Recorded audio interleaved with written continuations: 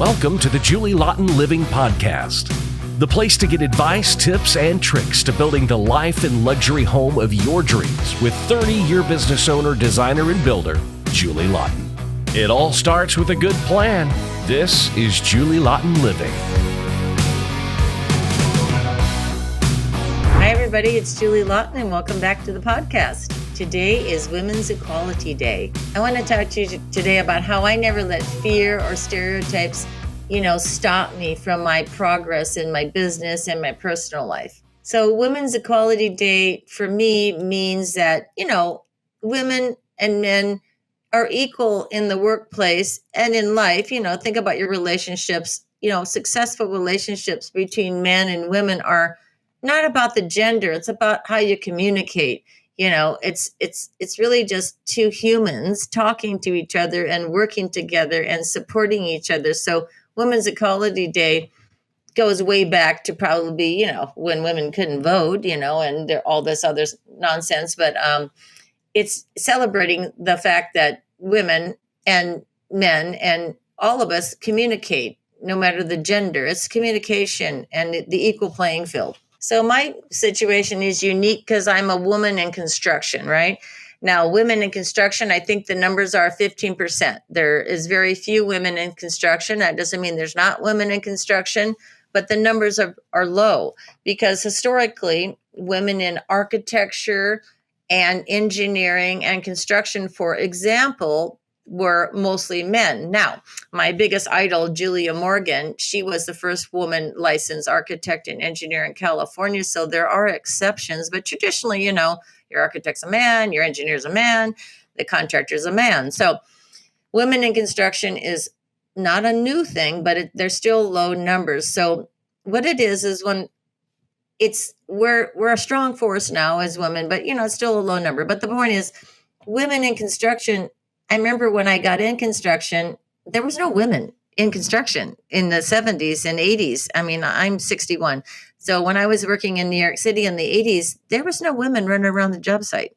It was all men. There was no women in the meetings. It was all men.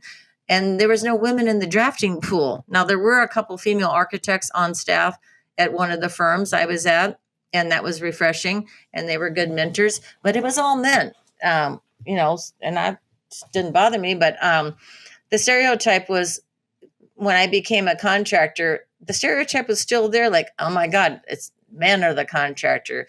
Women won't be accepted. You won't be accepted, it just won't work, because it was really like a concept, which is funny, is that we're not smart enough to be a contractor because we've never swung a hammer. There was this whole thing about, how dare you? You're not doing the labor. How would you know? But a little sidebar with me is that the minute I became a contractor, I put on a tool belt and picked up a nail gun and learned to frame a wall because I needed to prove to myself I could do it. And oh my God, that was so hard. But I did it with cowboy boots on. That was dumb. And it was the summer on the peninsula. And it was a lot of traffic going by, but I actually framed a living room and a bathroom with my head framer and in my little uniform. And that nail gun is like 30 pounds. And I tore more walls out than I built, but because he'd make me redo it if it wasn't perfect. So you don't want to be doing that. It's the hardest thing on the planet. I swear, it's the biggest exercise. But my point is, I did learn a trade as a point, a purpose, just because, and I would, so the point is, construction is a man's world. And there's a stereotype about what do women know, because when I was younger, the contractors would challenge me, especially after I was licensed and I actually showed up as the boss. Oh my God, every sub challenged me to see what I knew and try to trick me and ask me questions and see if I would fall on my face. And so I happily answered them with my years of expertise, because none of these people that in Laguna, which were challenging me when I got my license, knew that I had almost 10 years in New York City with Teamsters and Union and the biggest contractors in the world. That was that's where I cut my teeth. So I learned how to behave on a job site when I was 21, day one. And my dad also had me out doing construction projects when I was 14 and 15, and I grew up around men.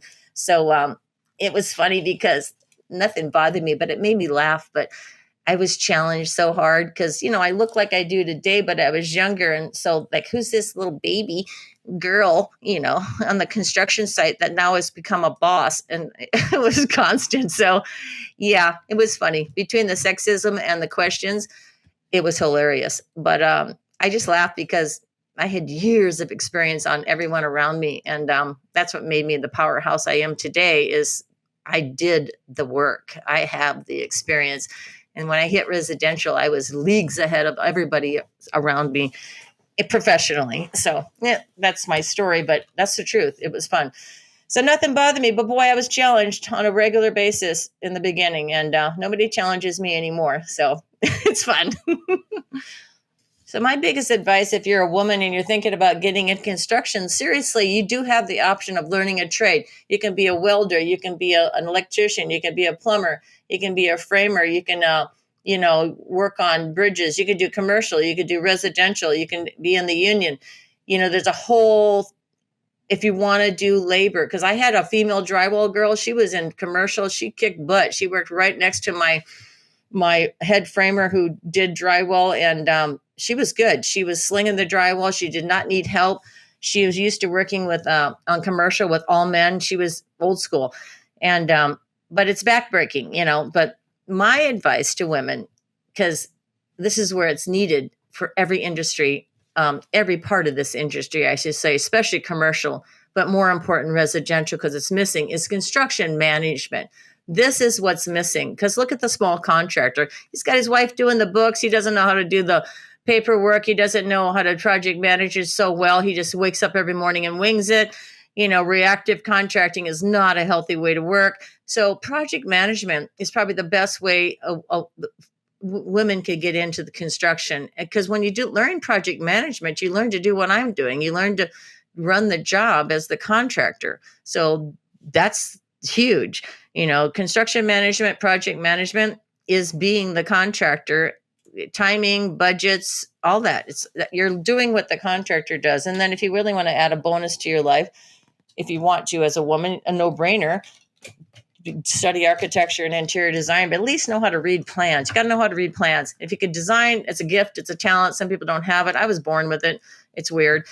Not weird, but it was a blessing. I didn't have to try so hard, but the talent was there. So, but you need to learn how to read plans and learn construction management. And that's my advice to women in construction. I really think that more women don't get involved in construction because of the stereotypes to this day. I'm going to be doing a talk on boundaries, and there are no boundaries. There are no actual barriers, I should say. The boundaries, you think you have that you have to stay in, and the barriers you think are there, they're not there.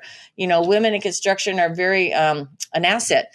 But I really think to this day, seriously, that because I heard this and felt this, 30 years ago, is women are afraid they won't be accepted. They're afraid they won't fit in. They're afraid they can't do it because they don't realize what it really is. Construction and being in general is managing and forecasting and project managing and staying on budget. That's all it really is.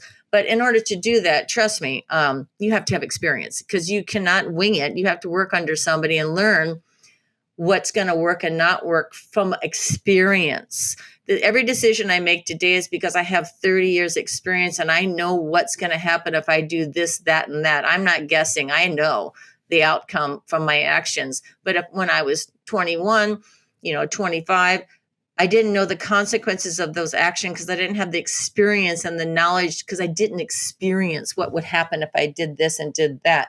And now I have that experience. So when you work in construction, you work under someone knowledgeable. And of course, women entering construction would probably have to work under a man.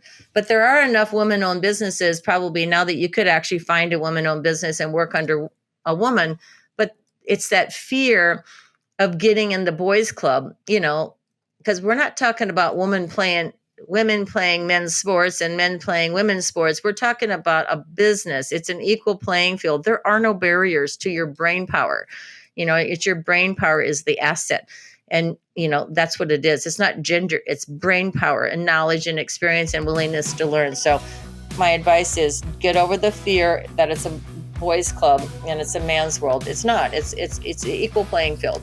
I wish all of you a happy Women's Equality Day, and I look forward to being with you again next week right here on the podcast. For more information and to learn more, please connect with me at julielaughtonliving.com. I'll see you next week. Thank you for joining us for this episode of Julie Laughton Living.